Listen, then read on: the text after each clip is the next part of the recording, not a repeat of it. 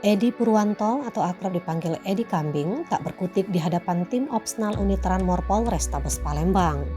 Warga Jalan Husni Tamrin, Kelurahan Sukabangun, Kecamatan Sukarami, Palembang ini dihantam 2 butir timah panas di kedua kakinya. Sebelumnya Edi ditangkap di kediamannya pada Sabtu 6 Maret 2022 atas sejumlah kasus pencurian tas dan barang berharga dari dalam mobil yang terparkir di lokasi parkir sejumlah pusat perbelanjaan. Berdasarkan data di kepolisian, terungkap Edi Kambing sudah 3 kali keluar masuk penjara karena kasus serupa, yakni pencurian dengan pemberatan.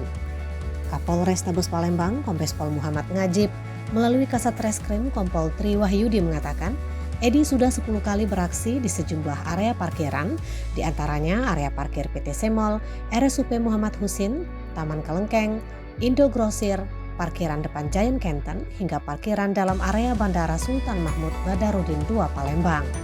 Modusnya, pelaku terlebih dahulu berkeliling menggunakan sepeda motor di area parkiran untuk mencari mobil yang akan menjadi targetnya.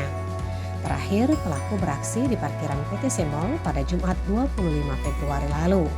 Korbannya adalah seorang ASN bernama Ervina Apriliani. Dalam aksinya, pelaku merusak kunci pintu mobil sebelah kanan milik korban menggunakan kunci letter T.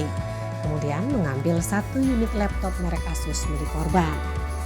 Tri menambahkan dari tangan pelaku disita barang bukti berupa 1 unit sepeda motor Honda Revo dengan nomor polisi BG5218IW, 2 kunci P dan 1 laptop merek Asus. Sementara tersangka Edi Kambing mengakui semua perbuatannya termasuk mencuri laptop dari dalam mobil milik korban yang sedang terparkir di parkiran PT Semol.